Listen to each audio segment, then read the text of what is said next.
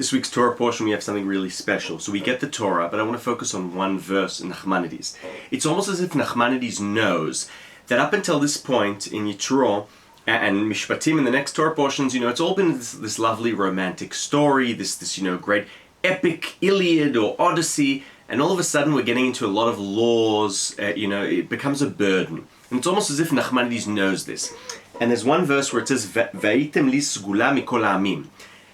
And it's a bit difficult to translate this because, so God says, you're going to be my sgula among all the other people. And we want to understand, what does this word sgula mean? Now, some translations say it means treasure. You're my beloved treasure. Go look at King James Bible.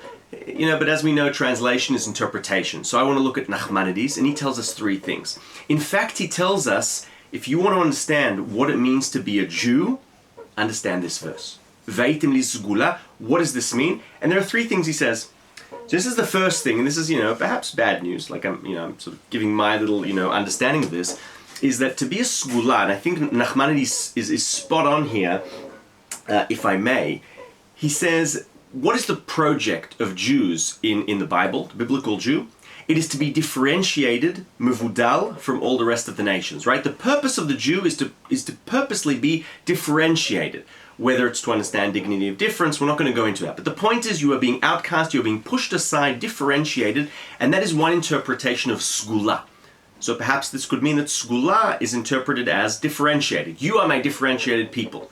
Now that doesn't mean beloved, that's not good or bad. It means that the chosen people are not because you're the best, but it's a burden. So that's sort of perhaps the bad news. But then there are two other things. Given that you are differentiated sgula, there are two other things here. One of them is, this means that put aside astrology, put aside magic, put aside nature, the only thing that determines where you're headed is me, God. And that's the good news, because it means that by the power of prayer and connecting to God, we are above nature in that sense, and that's another interpretation of sgula. It is this idea that we are, and this perhaps means unique.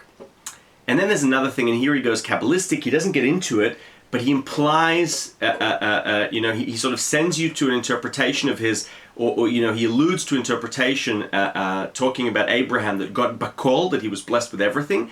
And here what he's getting at is saying another way of understanding sgula is that Jews also have a unique power.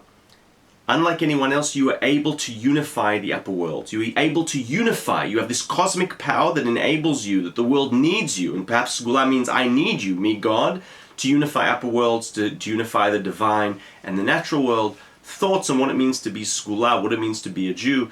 Nachmanides on Yitro. Shabbat Shalom.